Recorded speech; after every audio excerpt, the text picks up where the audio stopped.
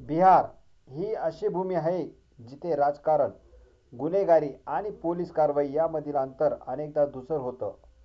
पण 17 जून 2026 रोजी बिहारच्या भोजपूर जिल्ह्यात जे घडलं त्याने बिहारच नाही तर संपूर्ण देशाची न्यायव्यवस्था हादरवून सोडली आहे. एक 28 वर्षाचा उच्च शिक्षित तरुण, ज्याचे वडील स्वतः पोलीस दलात होते, अचानक पोलिसांच्या गोळ्यांचा बळी ठरतो. पोलीस म्हणतात तो गुन्हेगार होता, त्याने आमच्यावर गोळीबार केला. पण गावकरी आणि त्याचे कुटुंब ओरडून सांगतंय तो निष्पाप होता. सिस्टीमने त्याचा गेम केलाय. आजच्या विशेष व्हिडिओमध्ये आपण कोणत्याच बाजूने न बोलता दोन्ही बाजूंचे पुरावे, तो वादग्रस्त फेसबुक लाईव्ह व्हिडिओ आणि एन्काउंटर मागचं A to Z सत्य काय आहे याचा पर्दाफाश करणार आहोत. हा व्हिडिओ शेवटपर्यंत पहा, कारण यातले खुलासे तुम्हाला थक्क करतील. या कथेचा नायक किंवा खलनायक जो काही म्हणा, तो आहे भरत भूषण तिवारी. वय वर्ष अवघं 28. बिहारच्या भोजपूर म्हणजेच आरा जिल्ह्यातील बिलोटी शहापूर पोलीस ठाण्याच्या हद्दीत बिलोटी नावाचं एक गाव आहे. याच गावात भरत राहायचा. तो एक पदवीधर तरुण होता. त्याचे वडील बिहार पोलिसांमधून निवृत्त झालेले चालक शिपाई आहेत. म्हणजेच भरतच्या घरात लहानपणापासूनच खाकी वर्दीचा आदर होता. पण भरतची ओळख गावात एक वेगळीच होती. तो सोशल मीडियाचा वापर करून गावातील भ्रष्टाचार, पूरग्रस्तांना न मिळालेली मदत आणि गरिबांवर होणाऱ्या अन्यायाविरोधात आवाज उठवायचा. स्थानिक भाषेत सांगायचं तर तो एक RTI ॲक्टिव्हिस्ट आणि व्हिसल ब्लोअर म्हणून उदयास येत होता. पण सत्तेत असलेल्या भ्रष्टाचारात बुडालेल्या काही स्थानिक नेत्यांना आणि अधिकाऱ्यांना भरतचा हा बाणेदारपणा खटकत होता. तो अनेकांच्या डोळ्यात सळसळत होता.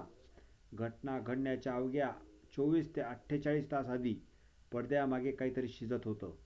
स्थानिक प्रशासनाने अचानक हालचाली सुरू केल्या. पोलिसांनी एक अजब दावा केला की भरत तिवारीचा मानसिक स्थिती ठीक नाही. तो मानसिकदृष्ट्या अस्वस्थ झाला आहे आणि गावासाठी धोकादायक ठरतो. पोलिसांनी त्याला मानसिक रुग्णालयात पाठवण्याची कायदेशीर प्रक्रियाही सुरू केली. पण भरतला या कटाचा सुगावा लागला होता. त्याने आपल्या मित्रांना सोशल मीडियावर सांगितले की मी कोणताही वेडा नाही. मी जे भ्रष्टाचाराचे वाभाडे काढतोय त्यामुळे मला गप्प करण्यासाठी प्रशासन मला वेडा किंवा देशद्रोही सिद्ध करायचा प्रयत्न करतंय. आणि याच मानसिक दबावातून 17 जून रोजी या प्रकरणाला एक हिंसक वळण मिळालं. आरामात विचार करा. आता येऊ द्या त्या मुख्य दिवसावर. 17 जून 2026 दुपारची वेळ होती. भरत तिवारी आपल्या कुटुंबातून बाहेर पडतो. पोलिसांच्या दाव्यानुसार त्याच्या हातात एक बेकायदेशीर पिस्तूल होतं आणि तो हवेत गोळीबार करत गावकऱ्यांमध्ये दहशत पसरवत होता. गावकऱ्यांनी तक्रार केल्यावर स्थानिक पोलीस आणि STF म्हणजे स्पेशल टास्क फोर्सची टीम तिथे पोहोचली. पण पोलीस पोहोचण्यापूर्वी भरतने फेसबुक लाईव्ह सुरू केलं होतं. त्या लाईव्ह व्हिडिओमध्ये तो जे बोलला ते ऐकून कोणाच्याही अंगावर काटा येईल. तो म्हणाला होता, हे प्रशासन मला संपवायचा पाहतंय. मला वेडा ठरवून माझा आवाज दाबला जातोय. इतिहास साक्षी आहे. क्रांतीवीर भगतसिंह यांनाही सुरुवातीला वेडच ठरवण्यात आलं होतं. मी मागे हटणार नाही. यानंतर पोलीस आणि भरत समोरासमोर आले. पोलिसांच्या अधिकृत बयानानुसार त्यांनी भरतला शस्त्र खाली ठेवून आत्मसमर्पण करायला सांगितले. पण भरतने पोलिसांच्या दिशेने थेट 8-10 राऊंड गोळ्या झाडल्या.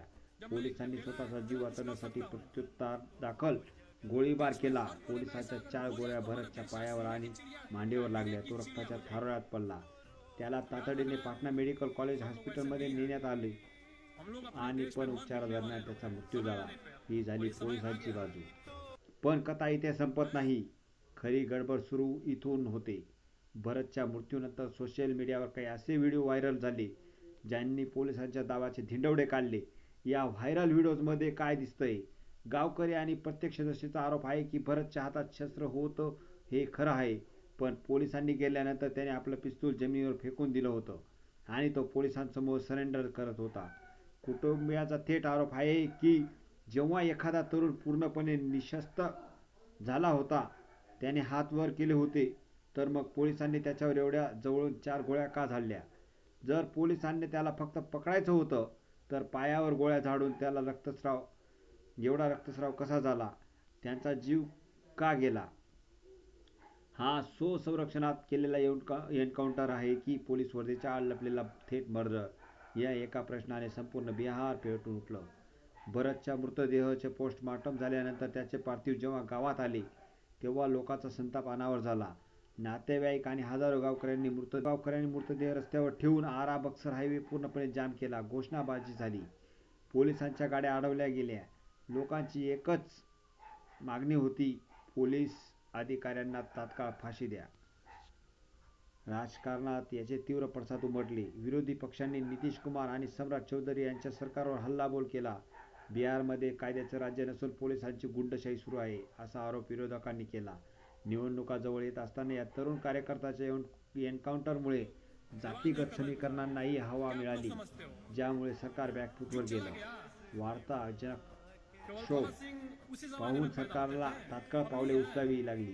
पहिली कारवाई म्हणजे शहापूर पोलीस ठाण्याच्या मुख्य ठाणे प्रमुखासह 4 पोलीस कर्मचाऱ्यांना तात्काळ निलंबित करण्यात आले. दुसरी गोष्ट म्हणजे या संपूर्ण प्रकरणाची न्यायालयीन चौकशी करण्याचे आदेश देण्यात आले, ज्याचे नेतृत्व हायकोर्टाचे निवृत्त न्यायाधीश करत आहेत. पण कुटुंबियांचा बिहार पोलिसांवर अजिबात विश्वास नाही. हे प्रकरण आता थेट सुप्रीम कोर्टात गेले असून या कथित फेक एन्काउंटरची सीबीआय चौकशी व्हावी अशी याचिका दाखल करण्यात आली आहे.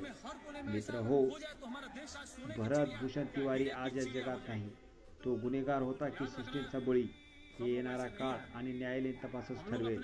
पण या घटनेने पुन्हा एकदा सिद्ध केलंय की जेव्हा माणूस आणि सिस्टीम यांच्यात लढाई होते तेव्हा त्याची किंमत सामान्य माणसालाच मोजावी लागते.